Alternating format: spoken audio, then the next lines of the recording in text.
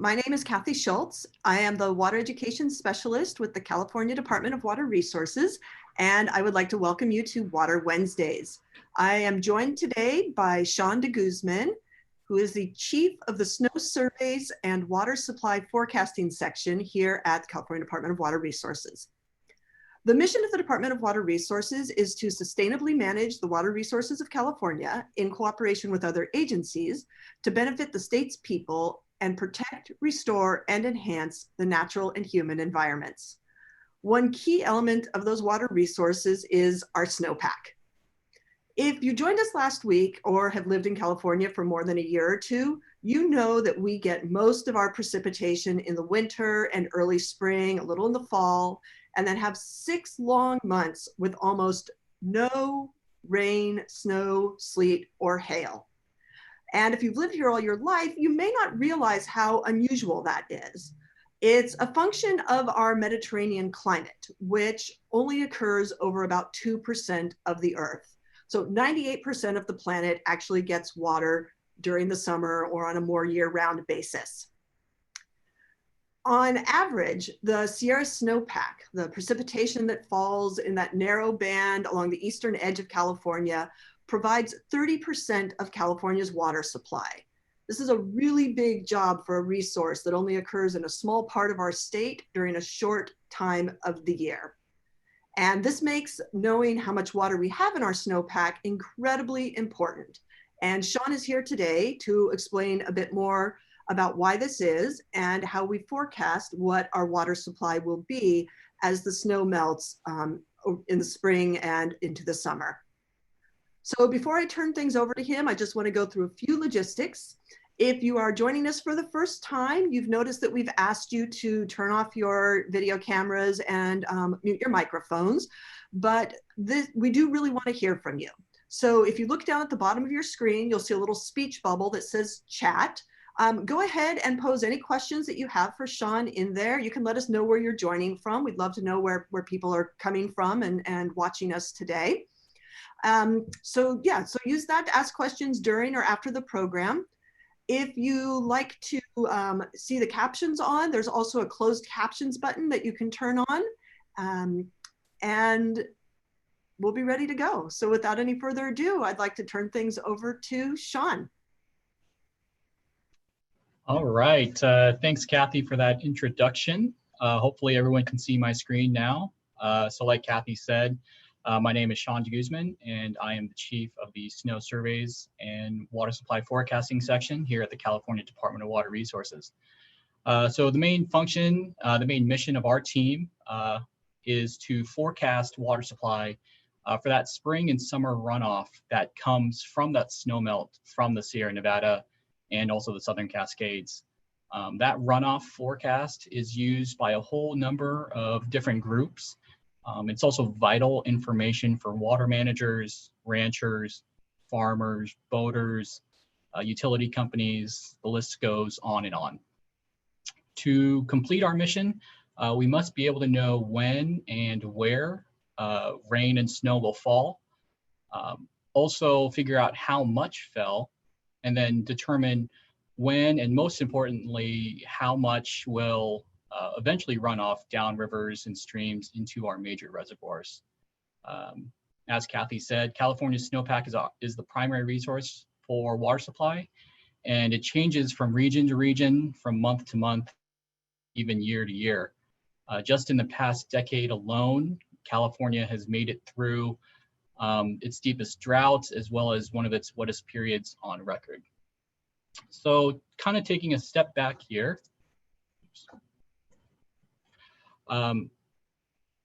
looking at the world's water, the Earth's water, all the water on Earth. About 96.5% of water on Earth is actually the salt water in our oceans, in our seas, and in our bays. Notice that only 2.5% of that water on Earth is fresh water.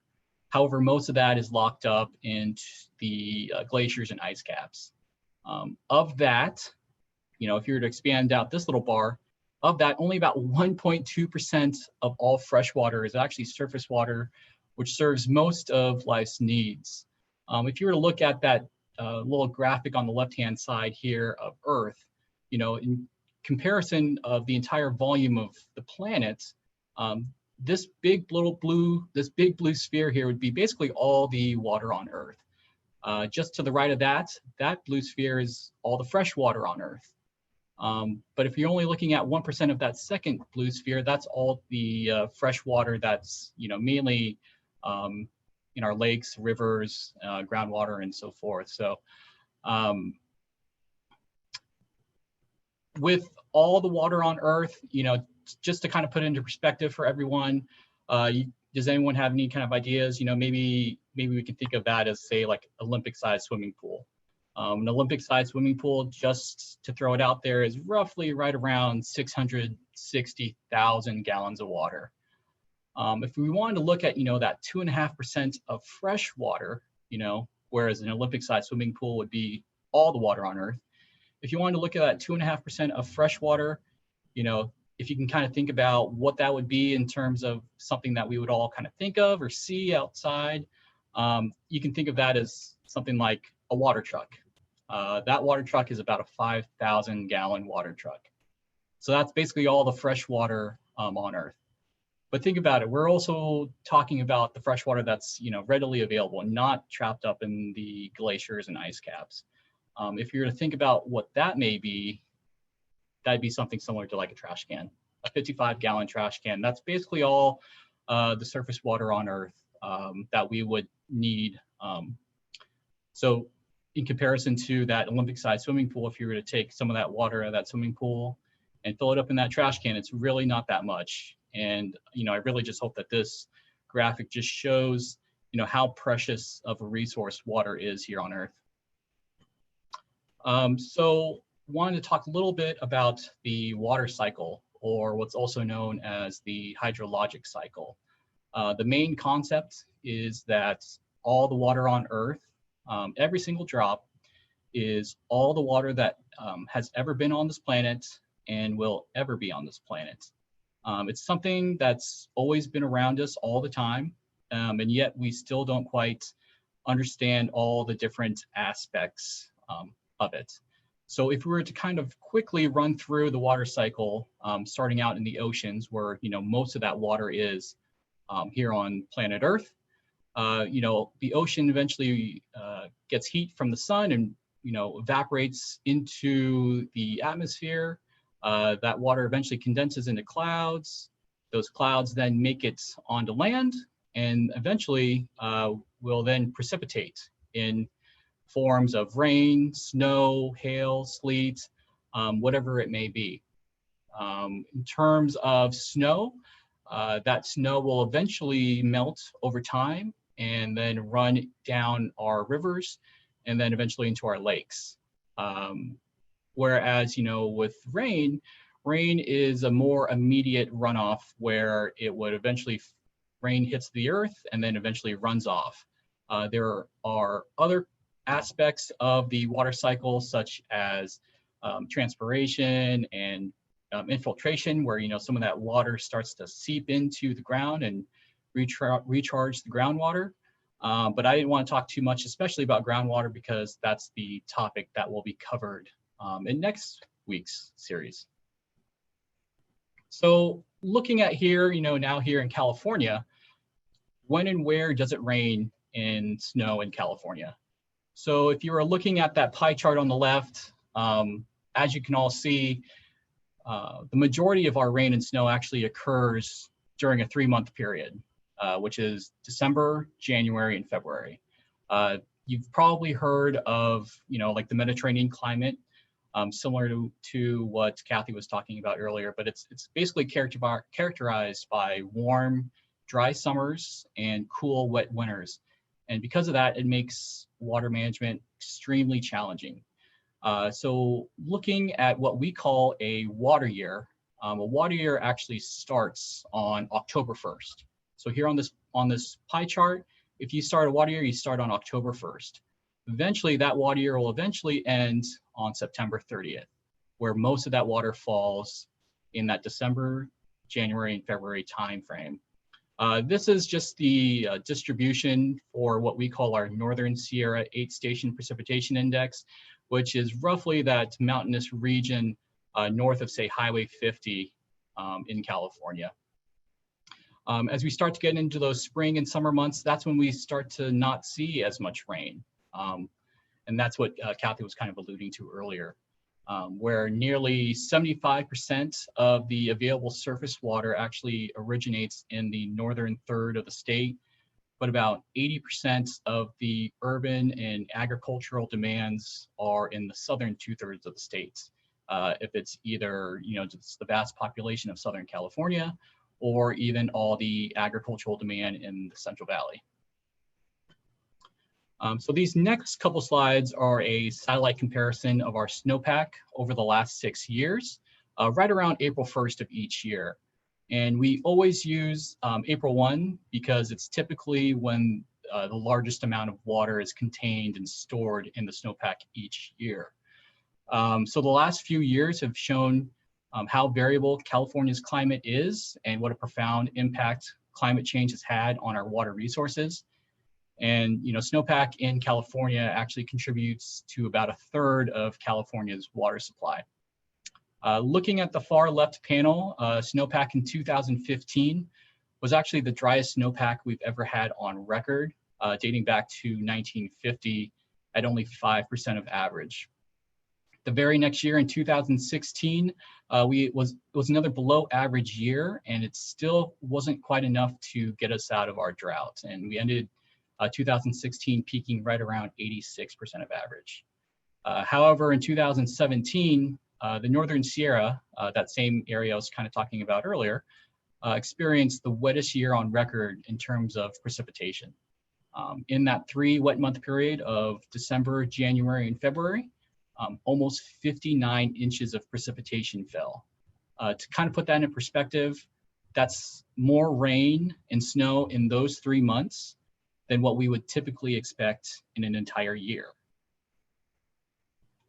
Moving on to the next 3 years, so following the record-breaking year of 2017, in 2018 on the left-hand side, we had another below average year, but luckily our reservoirs were still holding above average storage just because of how wet it was the previous year.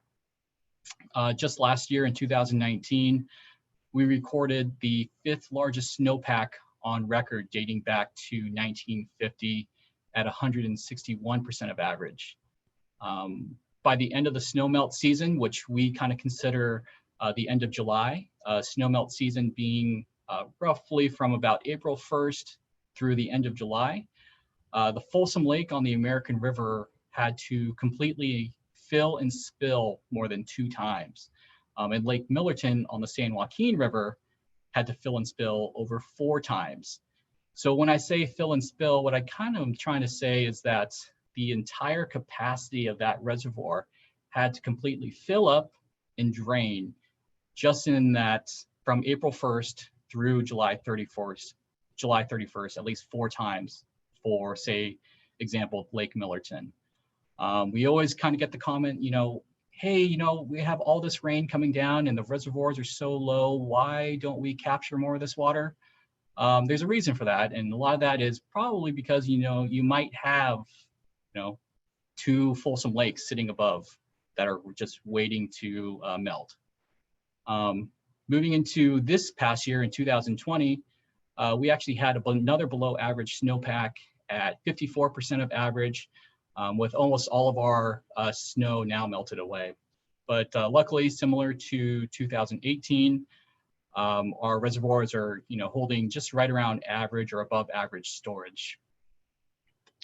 So I wanted to take a few minutes to talk a little bit about our California Cooperative Snow Surveys program. So on the left-hand side here, you'll see a photo of Dr. James Church. He was actually a professor at the University of Nevada, Reno in the early 1900s, and he was just fascinated with snow. He's actually credited with inventing the method of snow sampling that we still use today for all of our snow surveys that helps us determine just how much water is in the snow. With Dr. Church's help, The California state legislature actually passed legislation in 1929, which actually, in 1929, which actually predates the department.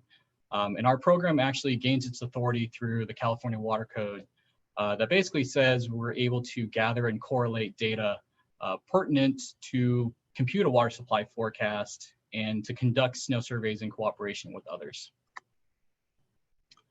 So a little bit more about our program, the California Cooperative Snow Surveys program. It's actually made up of about 50 different local, federal, state, and private cooperators statewide. The department manages this program, including looking over the data collection, the data management, forecasting water supply and snow melt, and just making sure that everyone receives all of the most up-to-date information.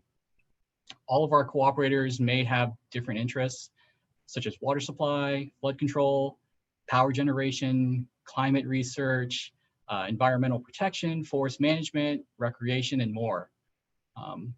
But we all share that same goal of trying to figure out just how much water we'll have after the snow has all melted away.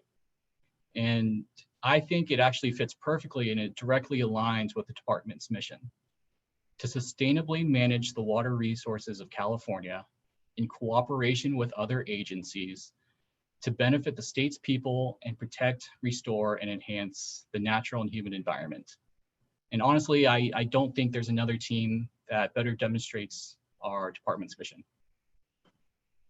So some of the climate change impacts on our snowpack. California's snowpack acts as a frozen reservoir. And as it melts, it provides water during those dry, hot summers. Warmer temperatures, which have led to more rain instead of snow, have already reduced the snowpack by about 25% in the last 100 years. The current climate models are predicting that our snowpack will actually continue to decline during this century. Warmer temperatures impact our water supply, our demand, even the crops we can grow. And as rain starts to replace snow, it makes it harder to store since it's immediately running off instead of gradually melting off during those dry summer months. Changes to our snowpack will only worsen with climate change, which will lead to more challenges for water supply availability, increasing flood and drought risks. And then, of course, to fight climate change, the department, as the department, we are actively supporting the use of emerging technologies and partnerships to better estimate the severity of future flood and drought conditions. Really, though, the take-home statement is that wet or dry, it's important that we all remain water conscious, that we all stay resilient, and that we all make water conservation a way of life. Thanks.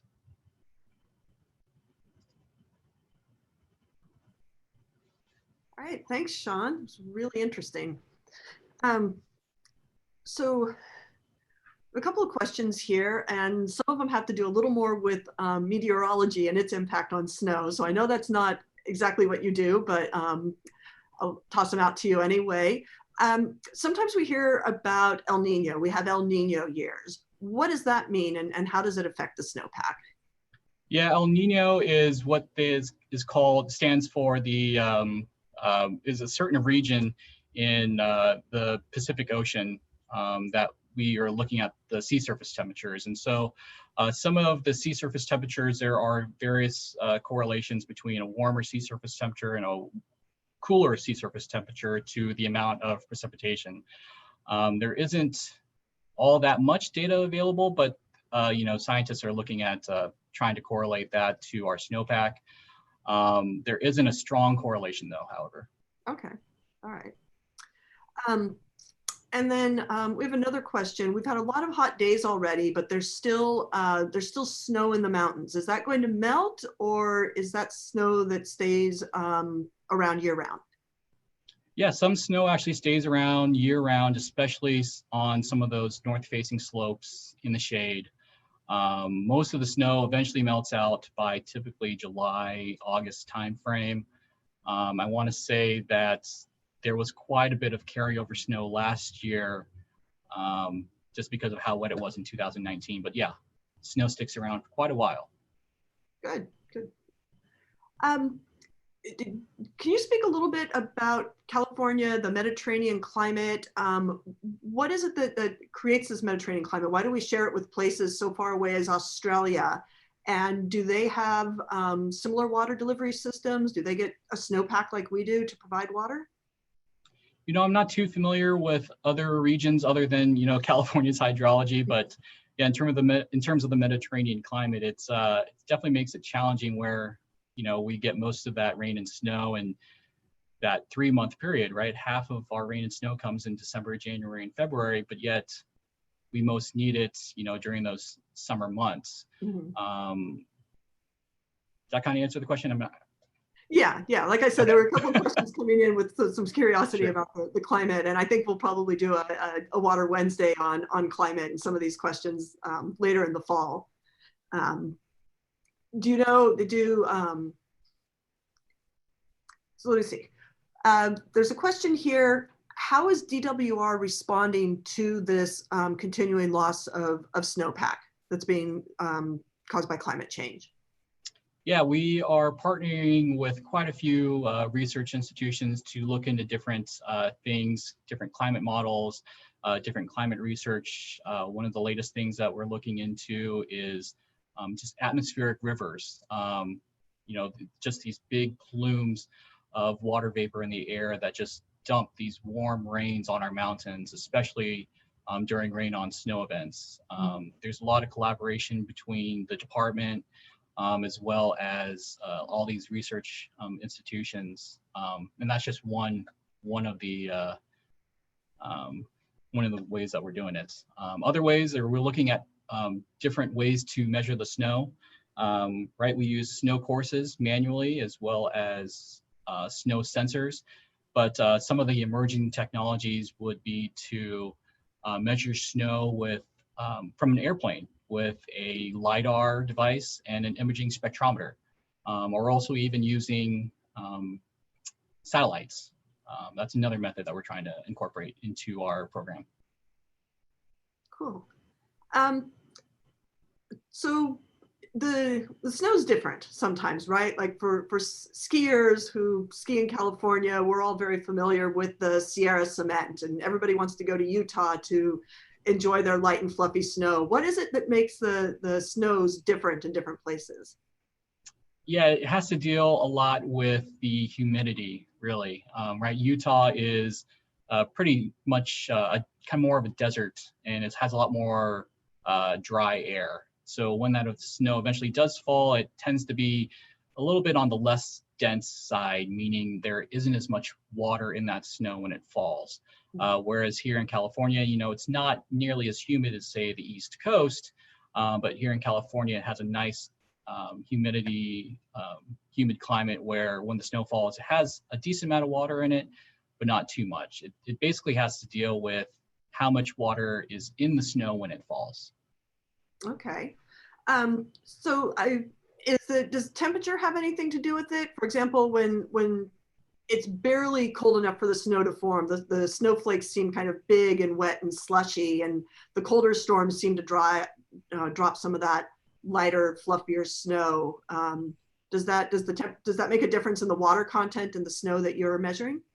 Definitely. Yeah, the temperatures definitely affect, you know, of course, when it snows, you know, right around that 32-degree level, there is some gray area between, you know, that freezing and snow level line of when it snows and when it doesn't snow. There is a few other things that are involved, but really temperature is one of the biggest players. Okay. Let's see, I have a question. Do atmospheric rivers cause more snow or more rain melting the snow as a result of the warmer water in the atmospheric river? Yeah, with the atmospheric rivers, you know, atmospheric rivers tend to be more of a warmer storm, especially since it's picking up a lot of that warmer water from the tropics. So when it does fall, it tends to be a warmer rain, and that's when we get, you know, snow levels above, say, 8, 9, even 10,000 feet, where the typical snow line, like say around Lake Tahoe, would be somewhere around 5,500 feet or so. But if you're getting rain all the way up to say 10,000 feet, that can be an issue. With some of those atmospheric rivers, though, it could actually meet up with a cold air pressure mass coming down from the Gulf of Alaska and just dump tons of snow. Yeah. Is that and that's what happened in 2019, was it? A couple things like that, yeah. Yeah, a lot of those were cooler storms. Okay. How do you measure the amount of water in the snow? Yeah, so the way we measure that is using a snow tube or a federal snow sampler, just like what Dr. Church invented. Those are all calibrated tubes, and basically we know the weight of the tube. We then drive it into the snow, and then we take out the tube with snow in it. We then weigh that tube with the snow, and then we're able to subtract the weight of the tube, and then therefore get the weight of the snow. Since we know the density of water, we're therefore able to figure out how much water by weight in inches, or basically in the snowpack. So it sounds like there's some math involved. There is some math involved. What's your background? How did you get into measuring snow and forecasting water supply? Yeah, so my bachelor's and master's degrees are in civil engineering. Water resources is just another branch of civil engineering, and even further down is hydrology. I started with the department in 2007 and have always heard about the Snow Surveys group and how much fun it is and being able to get outdoors and all the cool work that everyone was working on. And a position popped up and I decided to jump in. And I've been in our office, hydrology and flood operations, now for the past 9 years. One of our viewers would like to know, do we ever get snow in summer? Yeah, actually, it's a very it's a possibility for it to happen. In fact, it was maybe, I believe it was last year, we had some snow, if you can remember, in the middle of May, which is kind of rare, not too rare, but definitely something that doesn't happen too often, to the point where graduations had to be canceled. If you were trying to get up to, say, for example, the University of Nevada, Reno, for their graduation, they closed down Highway 80 to get to the graduation. Oh, wow. So that wasn't just like a few flakes falling. That was... Yeah, it was a decent amount. Cool. Somebody's asking, do you have any advice on how to make the best snowman? I don't know. Use some fresh snow. How about that? Use some fresh snow. Okay. When you're up there doing the snow survey, you don't have time to be making snowmen. No, we're typically busy with other things and trying to rush back down to get the data to the right people. How do you determine average snowpack, the average snowpack that uses a basis for comparison? So we have different averages that we use. The one that we use most of the time is what we call our April 1 average. And we have, some of these snow courses have data back to the early 1900s. So we typically use a 50-year average where we look at what the snow is doing on April 1, so that we have almost like, this is what peak was, the peak snowpack in that year, and then we'll just average that out. You can almost think of it as like a bucket. In terms of percent of April 1, we're about 50% of the April 1 average. You can think about 50% of the bucket full.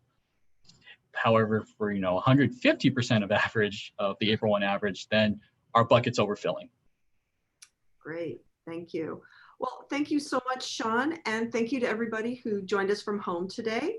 If you are interested in learning more about the reservoirs that capture and hold much of our snow melt, you can check out last week's presentation on our reservoirs. It's on our YouTube channel. And for more on water in California, you can always visit our webpage, water.ca.gov. And you can also order, if you have kids at home, you can order educational materials from water.ca.gov /education-materials. We will be back next Wednesday again at 1 p.m. to learn about the water that often gets overlooked because it's underground. Heather Shannon will be joining us to talk about groundwater, which along with our reservoirs and our snowpack is one of the key sources of water in California, especially right now as things are getting hotter and drier. I hope you can all join us then. Thank you again, Sean, so much, and hope everybody has a great week. Bye-bye.